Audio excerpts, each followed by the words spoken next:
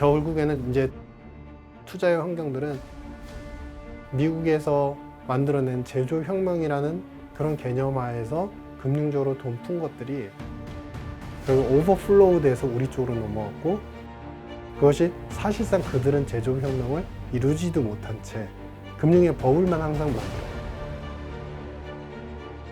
그러니까 즉 얘기가 뭐냐면 이 구축 효과가 터닝될 수 있는 포인트 시점이 머지 않은 것으로 보인다.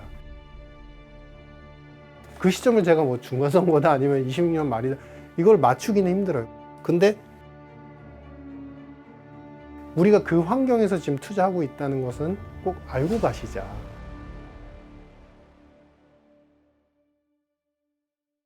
들을수록 똑똑해지는 지식 뉴스. 트럼프 위기에 사실은 중요한 건 뭐냐면 스티븐 마이란의 경제정책 보고서를 아주 정독 필독을 해보시면요, 곳곳에 빈틈이 있어요. 즉 1. 스테이블 코인, 2. 제조업, 그 다음에 달러 약세 정책, 4. 관세 정책. 근데 이 각각의 하나의 화두들은 굉장히 직접적이고 굉장히 강력해요. 근데 이것과 이것이 상충되고 이것과 이것이 상충되고 1번과 3번이 상충이 돼요.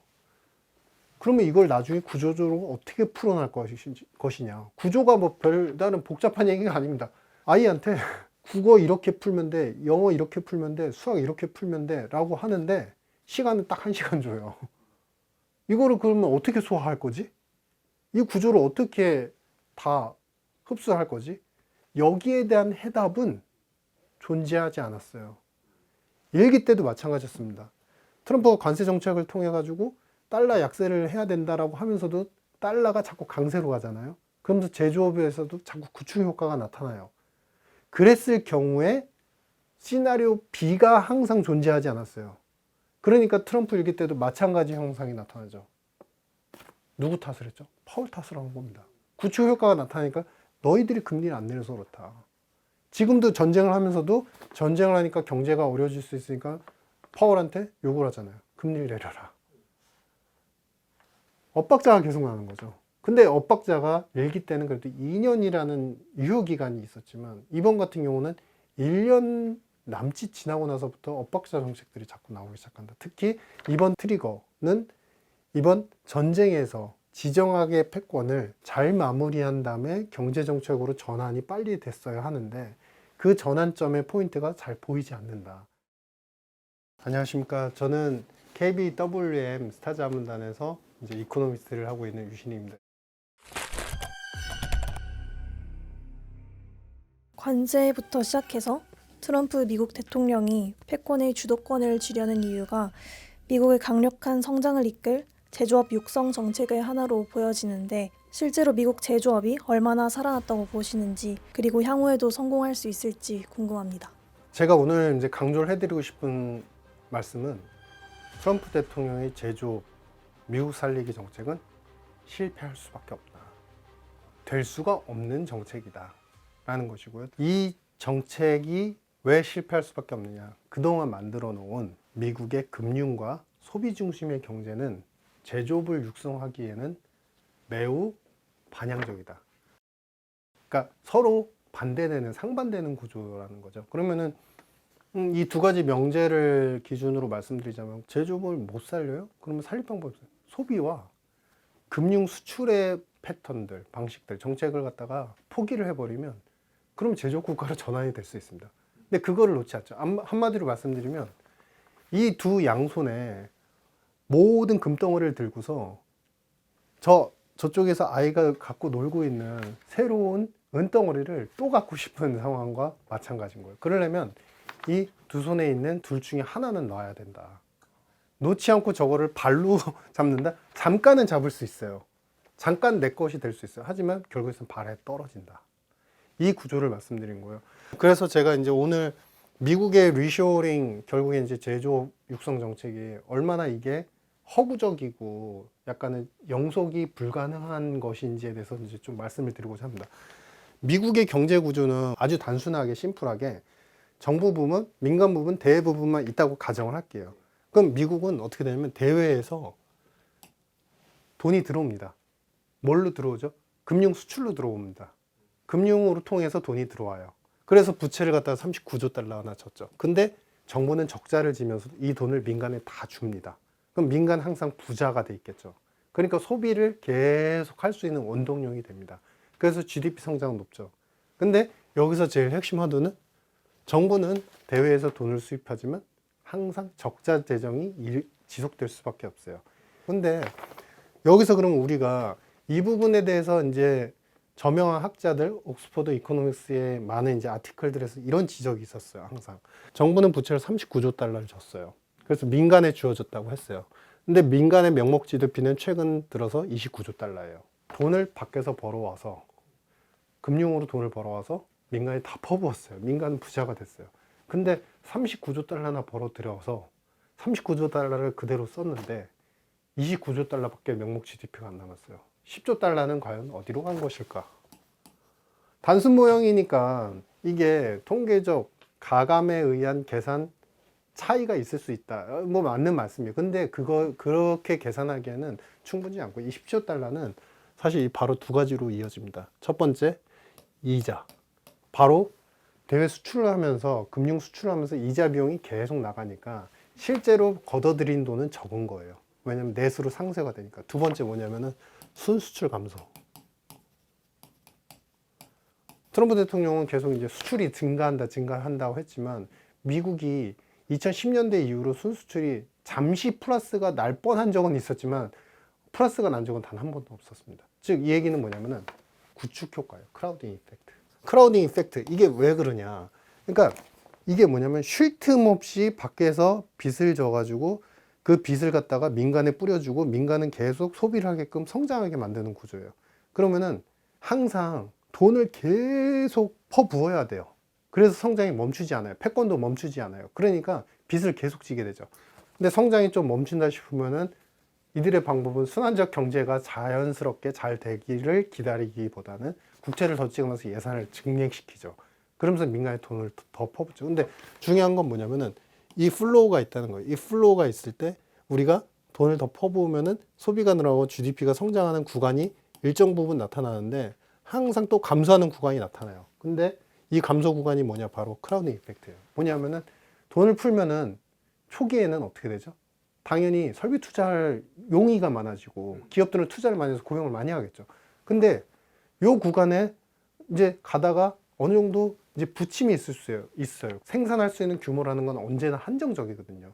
이게 더블이 될 수는 없어요. 그러니까 이런 상태에서 정부는 그래도 성장을 계속 가속화시키기 위해서 습관처럼 마치 이거는 그냥 계속 하는 일을 하듯이 돈을 갖다가 또 벌어들이죠. 국채를 발행하죠. 그러면은 일정 수준 이하에서 우리가 생각하는 달러의 고평가하고도 연결이 되는데요.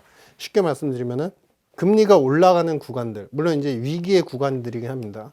그런데 이 구간들을 보시면은 이 구간마다 사실은 금리가 오르면서 달러가 같이 오르는 경향성들이 있어요. 즉 이게 뭐냐면 정부가 적정 수준으로 채권을 발행하게 되면 금리도 어느 정도 수준에서 머물러 있을 텐데 항상 계속적인 발행을 하다 보니까 금리가 높아져요. 달러는 높아져요. 그러면은 기업 투자하는 입장에서 어떻게 되냐? 기업 투자자들은 사실은 투자를 꺼리게 되죠. 금리가 높고 자금 플로우가 안 좋으니까. 그럼 뭐냐면은 일정 부분 돈은 풀었지만 실제 일원이 풀려 나갔는데 이런만큼의 투자를 어느 정도 계속 하다가 특정 시점에서 이제 금리가 부담이 되고 달러까지 높아져 버리면 어느 시점이 돼서는 기업들도 투자를 하기 꺼려지기 시작하는 거예요. 그러면서 크라우딩 이펙트, 말 그대로 구축 효과. 어느 정도까지는 1원을 풀면 1.5, 1.2까지 반응을 하지만 특정 시점이 돼서는 1원만큼 풀어도 예전처럼 1.5, 1.2가 반응하는 게 아니라 0.8, 0.7로 하는 거죠. 그러면 이제 그때부터 꺾이죠. 그러면은 다시 달러는 같이 떨어지게 됩니다. 근데 중요한 건 뭐냐면 또다시 돈을 풀죠. 그러면서 달러를 올립니다. 이거는 구축 효과 때문에 이제 금리가 같이 올라가고요. 물론 이제 인플레 요소도 있어요. 근데 그런 요소들을 제거했을 때 이런 현상들이 반복이 된다는 것이고요.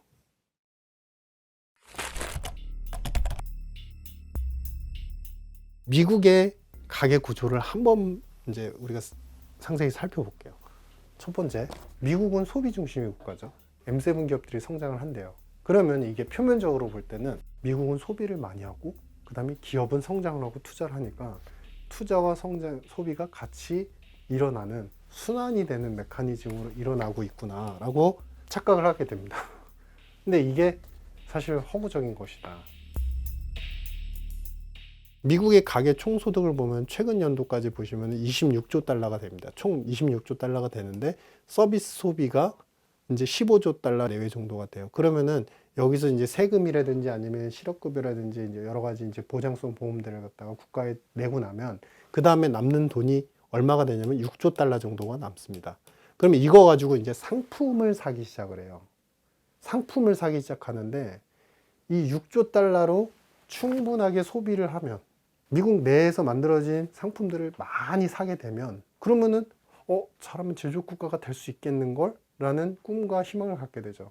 근데 중요한 건 뭐냐면 미국이 상품 제조업으로 소비자들한테 공급할 수 있는 캐파는 2.5조 달러밖에 안 돼요. 즉 항상 3조 달러에서 4조 달러 정도는 못 만드는 상품들이 미국에 항상 존재를 해요. 그게 뭐냐면은 우유, 그 다음에 화학, 플라스틱 용품, 그다음에 목재, 이런 기초적인 필수거나 아니면은 내구재 성격을 갖고 있는 소비 제품들에 대해서는 미국이 그 제품에 대한 생산 캐파 시설이 없어요. 그리고 정부도 투자를 하지 않아요. 그러면 정작 어디에 투자를 하느냐? 계속 테크에만 투자를 하는 거예요. 테크. 근데 실제로 테크와 연관돼서 상품 소비, 미국인들이 소비하는 비중을 보시면요. 아까 이제 상품 소비에서 6조 달러 정도 이루어진다고 했잖아요.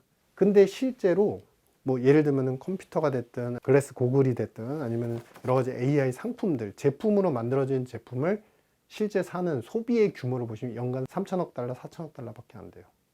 그러니까 전체 소비에서 차지하는 비중은 연관은 있겠지만 사실은 한 5%? 많아봐야 7% 정도밖에 안 되는데 정부는 계속 투자를 하고 있다는 거예요.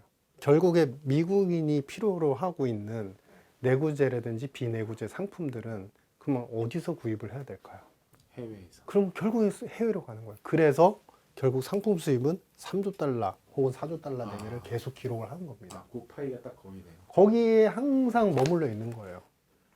그러니까 이거를 못하면서 이거를 하지 않으면서 계속 성장을 하고 리시온을 하겠다. 이건 사실 트럼프 대통령뿐만이 아니죠. 민주당도 계속 주장을 했던 거죠.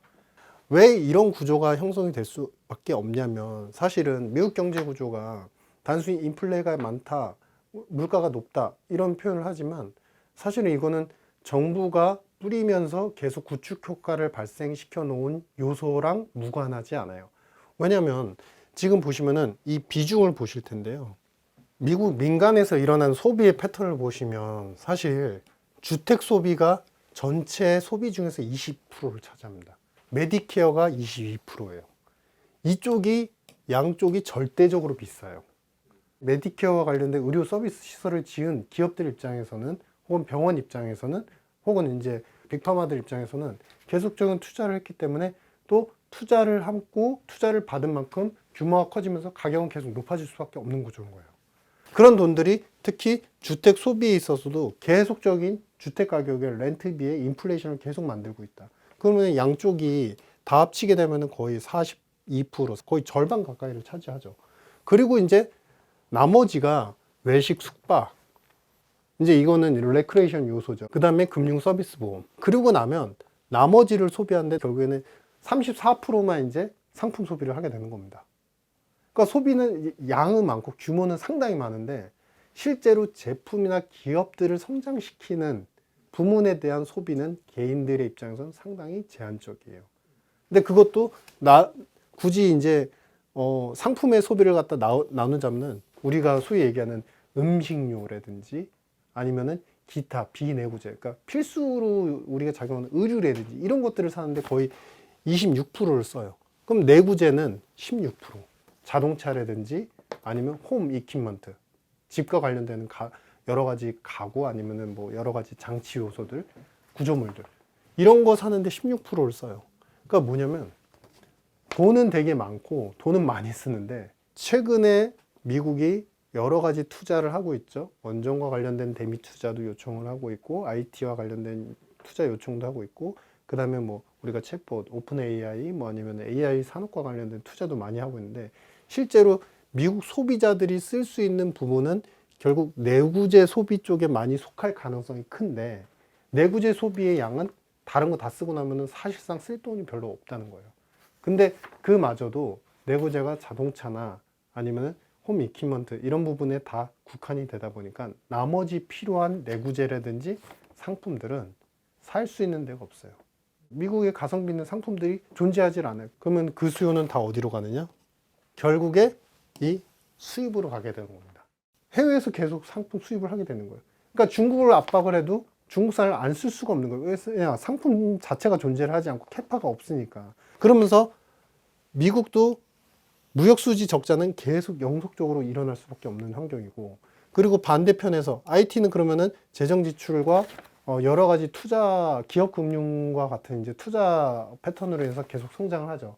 근데 여기도 정부의 재원이 필요해요. 요즘에 사실은 엔비디아 중심으로 카르텔 AI 군들 사실은 이제 위에 있는 최고 산업 기업들 같은 경우는 투자가 잘 이루어지고, 그 다음에 하위에 있는 기업들은 이제 투자, 채권 발행이 잘 안 돼가지고 CDS 프리미엄이 올라가고 이런 형국이 계속 반복되잖아요. 근데 이게 결국에는 기업들이 차지한 펀딩된 자금을 가지고 잘 되는 데만 잘 되고, 이쪽은 자금이 모자라니까 계속 사모대출에 대한 부실까지도 같이 연결돼서 일어나는 구조잖아요.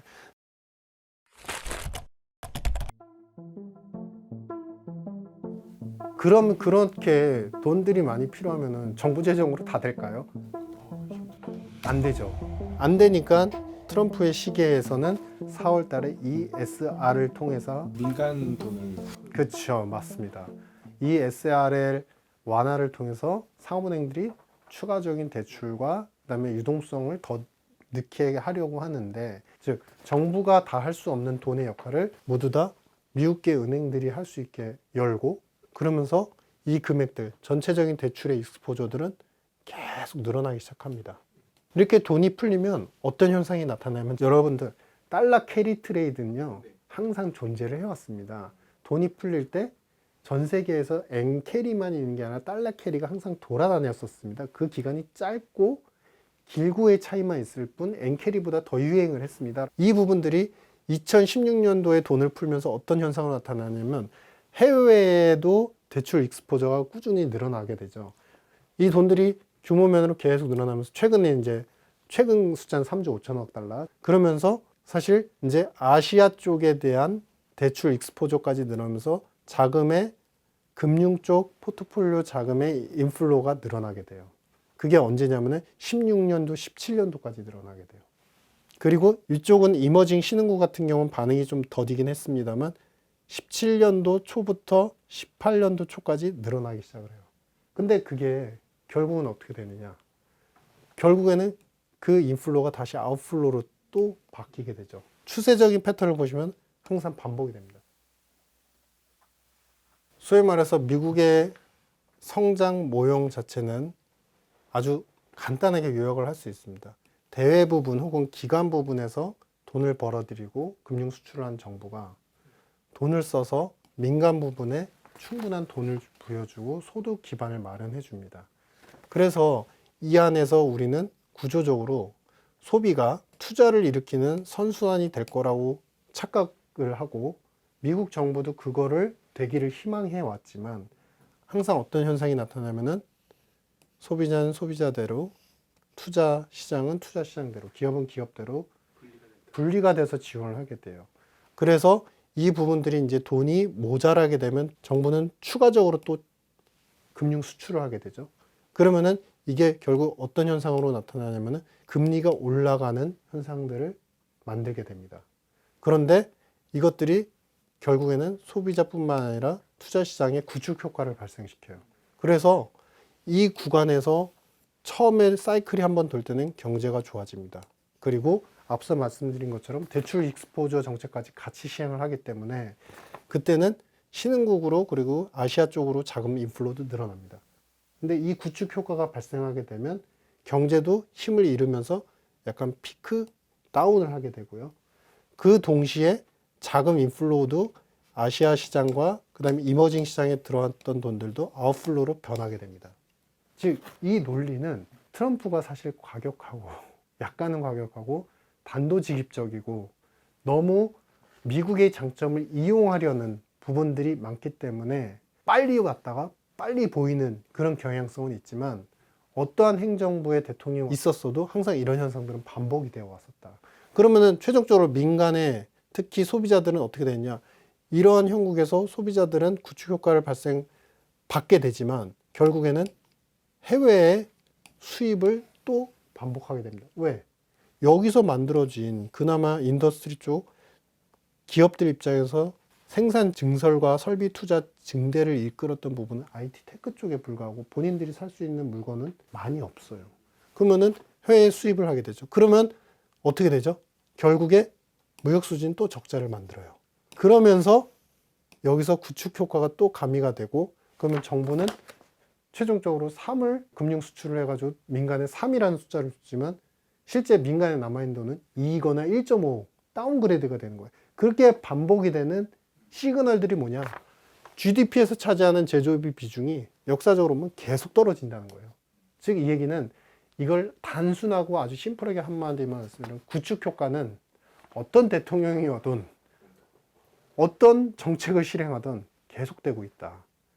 지금 2년을 맞이하는 해에 트럼프 위기에 사실은 AI라는 화두가 크게 던져져 있고 AI가 굉장히 큰 어떤 생산성 혁명을 일으킬 수 있고 그렇다면 이 제조업의 비중은 잠시 잠깐 올라갈 수는 있습니다. 이때도 사실은 우리는 IT 테크 쪽에 의한 생산성 향상이라는 가능성을 우리는 엿봤었어요. 근데 지금 구간에서는 또다시 이때의 환상, 그 다음에 잠시 일어나는 환상을 뒤로하고 또다시 제조업의 비중 자체가 다시 떨어질 수 있는 구간에 들어서고 있는 상황이다. 미국의 총 GDP 대비한 총 투자의 비율입니다. 미국은 항상 소비 중심의 국가인데 투자까지 잘 되면 표면적으로 볼 때는 소비의 투자가 다 잘 되니까 경제 성장이 굉장히 온화하고 양호하게 구조적으로 성장하구나라고 착각을 하게 돼요. 그런데 이 GDP 대비한 민간 총 투자 비율이 20%대를 맞이하고 이 이상을 넘어간 적이 없습니다. 항상 그 피크가 오면 항상 앞에서 말씀드렸던 구축 효과가 심하게 발생을 하게 되고 오히려 정작 돈은 금융 쪽에 더 많이 풀리는 부작용들 때문에 붕괴 현상들이 항상 반복이 되어 왔어요. 근데 다행히도 지금 20%대까지 간 적은 없었습니다. 우리가 이제 금융위기를 넘어나고 나서는. 그러니까 즉 얘기는 뭐냐면 구축 효과가 2년, 3년 기간으로 계속 반복이 되고 있는 구간이다. 그러면은 지금 트럼프의 시기에서 우리가 1기 때 그리고 2기 때의 패턴을 보시면 사실 2기 때는 더 직접적이고 더 많은 돈을 단기간에 풀었어요. 특히 AI와 펀딩 자금 조성에 굉장히 많이 노력을 했어요. 그런데 이게 2년 정도 있으면 항상 구축 효과가 발생을 해서 경제가 다운그레이드가 됐는데 지금 앞으로 남아있는 4월에 대출 규제 완화, 그 다음에 자본 비율 완화 정책, 그 이후에 남아있는 스테이블 코인 상용화, 그 다음에 더 멀리 가가지고 이제 우리가 동맹국들한테 요구할 수 있는 영구적 스티븐 마이라는 보고서에 나와 있는 이런 정책들의 시계는 계속 정책적으로 시행은 하겠지만 경제적 효과는 이미 우리가 구축 효과가 나타나면서 감소하거나 투자가 좀 위축될 수 있는 구간에 들어서고 있다.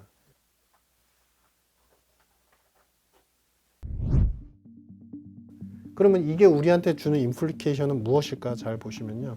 사실 구축 효과가 발생하면서 지금 전 세계 시장에서 돌아다니는 달러 크레디트 때문에 우리나라 정책 효과도 있고 정책에 대한 기대감도 존재는 하지만 그로 인해서 유동성과 외국인들의 투자 환경도 사실 좋아진 부분도 무시하지 못합니다. 상당히 유동성 환경이 좋아져 있는 상태고요. 그러면은 그 시점을 제가 명확히 특정해서 맞추기는 힘들지만 지금은 미국의 트럼프 대통령에 의해서 달러 익스포저, 그다음에 재정 지출, 투자를 활성화하기 위한 금융화 정책들이 결국에 아시아 시장 쪽으로 특히 부각이 되고 있는 우리나라 쪽에 인플로우를 많이 만들고 있는 쪽이에요.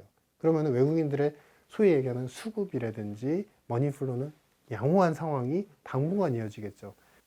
근데 구축 효과가 발생되면 사실 이제 외부에서 나가 있는 돈부터 먼저 걷어들이기 시작하는 패턴이 나타나거든요. 말씀하신 달러 네. 트레이드가 다시 이제 캐리 트레이드가 위축이 되거나 이제 아니면 이제 재유입이 되는 거죠. 미국 쪽으로 유입이 되는 거죠.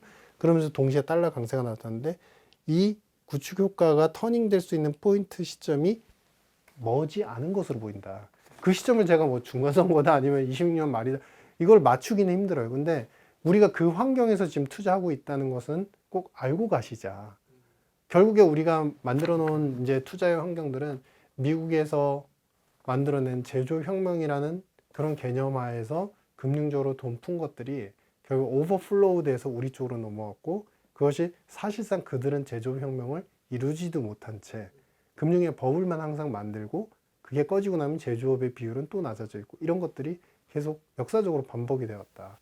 이러한 금융의 어떤 좋을 때는 순기능이라고 표현할 수 있지만 이제 악화되는 이런 기능들은 사실상 이게 이제 앞으로는 더 가속화될 거라고 생각을 합니다.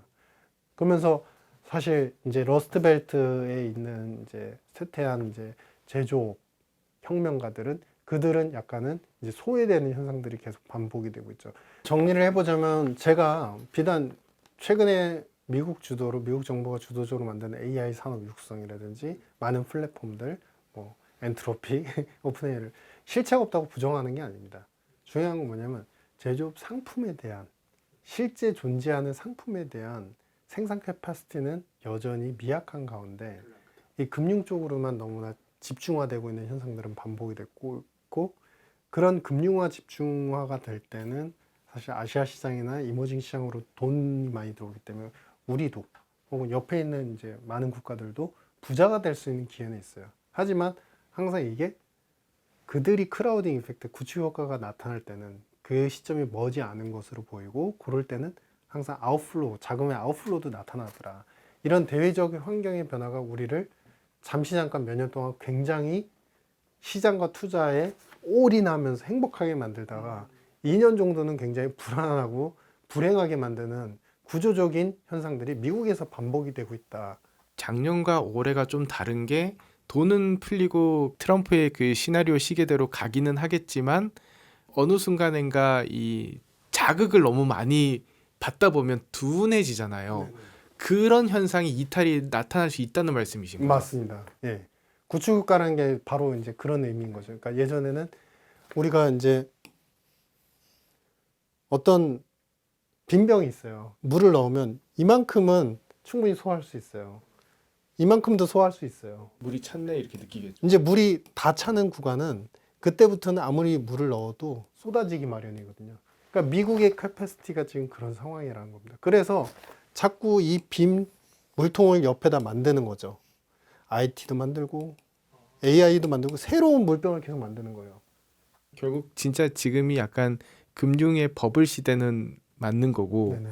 이게 단순히 미국만 버블이라는 게 아니고 온 세상이 다 같이 미국한테 빨려 들어가는 흡수되어 있는 거죠. 네. 미국은 그러면은 주변국들을 계속 끌어들일 수밖에 없는 게 IT 그러니까 신사업과 테크 사업과 소비자들의 지출 영역이 맞습니다. 순환고리가 안 되기 때문에 맞습니다. 돈을 계속 각자 부어야 되는 네, 그렇습니다. 맞습니다. 그게 정확한 이제 요약 정리가 될 수 있을 때 7조 5천억 달러, 7조 6천억 달러를 민간의 소비자 부분과 기업 부분에 다 넣기에는 부족해요. 그러니까 트럼프 행정부에서는 요구를 하는 거죠. 너희들이 5,500억 달러 투자해줘. 3,500억 달러 투자해줘. 너희들은 우리하고 협의를 잘했으니까 2,500억 달러 여기다 넣어줘. 이러면서 자꾸 새로운 물병을 만드는 거예요. 그러니까 이게 결국에는 수출 혹은 이제 수출 주도형 국가인 아시아국들 같은 경우 IT 때문에 좋았다고는 하지만 이게 또다시 어떻게 보면 아웃플로로 또 돈이 나가고 있는 거거든요. 돈이 나가면서 자본시장이나 금융시장 그 순간은 뜨겁겠지만 결국엔 벌어들이는 돈을 또 다른 형태로 그들의 물병 안에 넣고 있는 상태다. 이 형태가 계속 반복이 되면서 우리는 산업이 커졌다가 또 후퇴되고 커졌다 후퇴되고 이런 이제 소사이클 속에서 계속 머물러 있다. 이런 겁니다. 오늘 교양이를 부탁해는 여기까지입니다. 감사합니다.